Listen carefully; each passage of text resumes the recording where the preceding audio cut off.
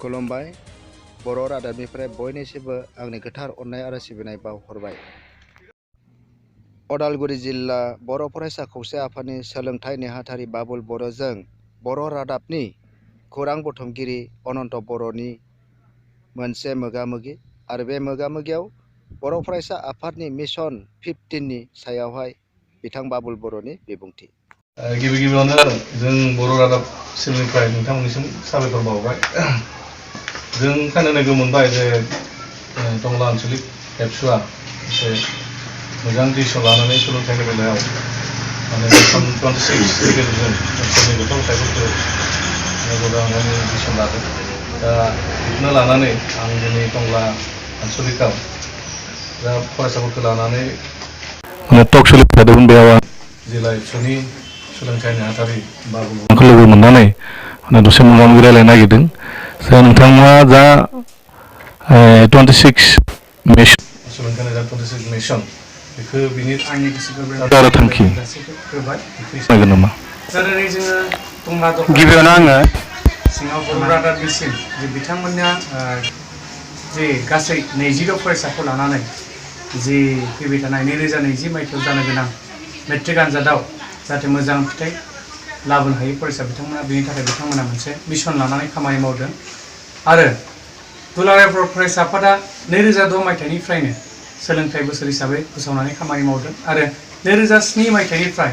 गुन गोनां सोलोंथाइ बोसोर हिसाबै मावथांखि बायदि खामानि मावबोबाय थादों आरो दिनैसिमबो बे जोबाखै आरो इयुनावबो जों मावलांगोन। दा स्पेसियेलि जोङो बर' बिजोंखौ लानानै बेवहाय खामानि मावदों। मानो होननानै बुङोब्ला बर' बिजोङा थांनानै थायोब्लासो मोनसे हारिया गेरेमसा माहारि महरै थांनानै थागोन। दा बेखायनो जोङो जोंनि आसामाव जों नायदों बर' बिजों फरायनानै जोंनि जे सेथि थाखोआव बा मोजां पार्सेन्टेज लानानै उथ्रिनायनि हारा जोबोद खम। जोङो थांनाय नैबे 2015 मायथाइनि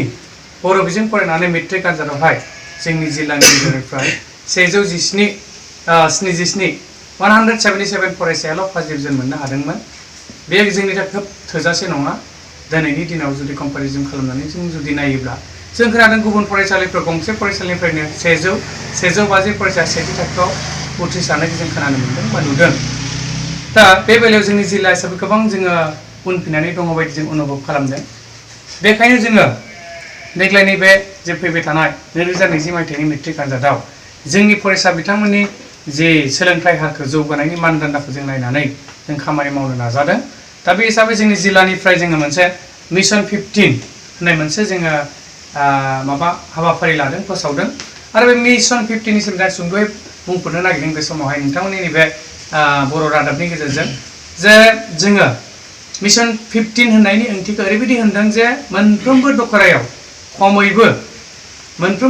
खमैबो सा 15 फरायसाया first division minimum first division pass खालामनांगोन। आरो जों बुंदों जे मिशन 15 माने अनलि 15ल' नङा, बेयो खमैबो 15 फरायसाया फार्स्ट डिभिजन खालामनांगोन। बिनि जेसे हायो गोजौआव जोङो लांनांगोन। बेखौसो जोङो बेयावहाय जों मेन उद्देश्य हिसाबै जों मिशन 15खौ फोसावनाय जादों।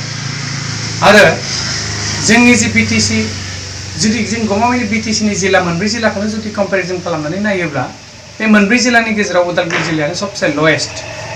अनलि 177 फरायसायाल' फार्स्ट डिभिजन मोनदों होननाय बोसोराव। दा जोङो मिजिंथिदों 300निबो बारा जोङो सेथि थाखोआव उथ्रिसारनायखौ जों लुबैदों आरो जों बिनि थाखायनो जों मिशन लानानै खामानि मावबाय थादों। दा थिग बेबायदियैनो टंला दखरा एबसुआबो बिथांमोननि आनसलिकआव निजाबगै आनसलिकआ मोनसे मिशन लादों जे मिनिमाम 26 सा 20 फरायसाखौ लानानै बिथांमोना खामानि मावदों आरो 20 फरायसाखौ एनिहाव बिथांमोना फार्स्ट डिभिजन मोननायनि थाखाय खामानि मावबाय थादों। आं बिनि थाखाय जिल्ला एबसुनि जानानै दखरा एबसुनि गुबै आफादगिरि आरो बिथांमोननि जि दैदेनगिरि बिथांमोनखौ आङो साबायखर बावदों आरो बिथांमोननि जि मिजिं, दा बिथांमोननि जि मिशन, बे मिशना जाहाथे माने थांखिसिम सहैनो हाथों बा हागोन, आं बेखौनो मिजिंथिबाय। बेखिनियावनो मोनसे सोंनो मोनदों जे खानैसोनि गेजेराव ससियेल मिडियायाव मोनसे दावराव जाबाय थादों। दावराव जाबाय बेनो जे बिटिसि गभर्नमेन्टनि सिबआ मोनसे खोथा बुंदों जे थाखो 9सिमसो माने बर' रावा थागोन बा बर' बिजोङा थागोन, गुबुन आयदाफोरखौ माने इंराजियाव लिरनाय जागोन। बे माने इन्डियान 2020 नि एडुकेशन पलिसि मोनसे माबा हेगारहोदों बेबायदि बुस्थुआ जुदि इमप्लिमेन्ट जायोबा जोंनि बर' समाजनि खहा जागोनखौ लानानै हयथ' माखासे सुबुंफोरा ससियेल मिडियानि गेजेरजों बा बायदि माने सुंथानो नागिरो बेबायदियाव नोंथाङा मा बुङो? दा बे बाथ्रायाथ' गोदान नङा दा ससियेल मिडियाआव गोबां जोङो फेसबुक बा निउसाव जोङो नुदों हाग्रामा महिलारि बिथाङाबो बुंदों जे जेलायनो बर' मानसिफ्रा जे कम्पिटिटिभ आनजादफोराव बा जेरै IAS IPS बेफोरबायदि मोजां जे जबफोर मोनैनि मोनसे जाहोनखौ बिथाङा बुंदों जे बर' बिजोङाव जे क्लास 10 सिम बर' बिजोङाव फरायनांनायनि थाखायनो लायनो जोंनि बर'फ्रा मोजां रोखोमनि साख्रिखौ लानो हायाखै मोननो हायाखै बिथाङा बेबायदि अभिजित दैखांदों आरो बिथांमोननि बायदिब्ला माने क्लास 8 सिम बर' मिडियाम थानानै बाखिखौ गासैखौबो इंलिस मिडियामाव लिरजानायखौ बिथांमोना लुबैनायखौनो रोखा जोङो बुजि मोनदों बे समावहाय आरो बुंदोंमोन बिथाङा गावनि खुगाजोंनो दा जोङो दुलाराय बर' फरायसा आफादनि जोंनि जे आफादगिरि बा सेन्ट्रेल एबसुआ मोनसे प्रेस मिटनि गेजेरजोंबो फोसावदों जे मालाबाबो जोङो बिथांमोननि जि राय बिथांमोननि जि मोनसे डिसिसन होनाय बेखौ जों मालाबाबो गनायनो हाया बा गनायनाय नङा होननानै जोङो सेन्ट्रेल एबसुआबो बेखौ फोसावखाबाय आं बे समावहाय गोलाव आं बाथ्रा बुंनो नागिराखै मानो होननानै बुङोब्ला बर' बिजोंनि थाखायनो दिनै माखासे जोंनि बर' बिर जोहोलाव जोहोलावजो बिथांमोना मुंख्लं जानांदों आरो बिथांमोननि मुंख्लं जानायनि जोङो बिथांमोननि जि बिगोमानि थाखायनो माने कन्ट्रिबिउसननि थाखायनो दिनै बर' रावा 8 सिडुलावबो हाबबाय दा 8 सिडुलाव हाबखानाय रावखौनो दिनै आरो जिहेतु दिनैनि तारिखाव दुलाराय बर' फरायसा आफाद बा बर' साहित्य सभा बा गुबुन गुबुन आफादफ्रा 11-12 हाई सेकेन्डारि लेभेलसिम बर' बिजोङाव फरायनो हानाय बे मोनसे मिडियामखौ खालामनायनि थाखायसो खामानि मावगासिनो दङ दा बे बेलायाव आरो उल्था बिटिसिनि चिफ बा बिटिसिनि दायो जाय हानजाया बिटिसिखौ सालायबाय थादों बिथांमोना आरो बुंदों मा क्लास 8 सिमल' बर' बिजोंखौ बोख्लायनायनि बाथ्रासो सानबाय थादों दा दिनैनि तारिखाव जों बुंनो हायो जे दाथि बुंनो हायो जे गावनि गोसोनि सानना हनाय बाथ्राफोरखौ गोसोनि जि साननायफोरखौ जों गोरलैयै गेबेङै गोरोन्थि गैयाजासे फोरमायनो हायो होनोब्ला जों गावनि बिमा रावजोंसो जों गुबुननो फोरमायनो हायो आरो दिनै मिथिगौ पृथिबियाव जे बयनिख्रुइबो देरसिन राव होननानै बुङोब्ला बिमानि रावखौनो दिनै बयबो सनमान होदों गनायबोदों मानोना बिमानि रावनिफ्राय देरसिन राव आरो मालाबाबो थानो हाया दा बे समाव आं बेखौनो खावलायगोन जे मोनफ्रोमबो आफादफोरा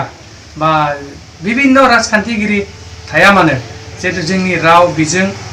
थांना थानायनि थाखाय जातिया थांना थानायनि थाखाय बयबो जाहाथे बयबो खौसे जायो आं बेखौनो बे समाव बयबो साफ्रोमबो रायजो राजाफोरा धोरोमगुरु बा दैदेनगिरि बिथांमोनखौ खावलायगोन जे बर' बिजों थांना थायोब्लासो बर' जातिया थांना थागोन बेखायनो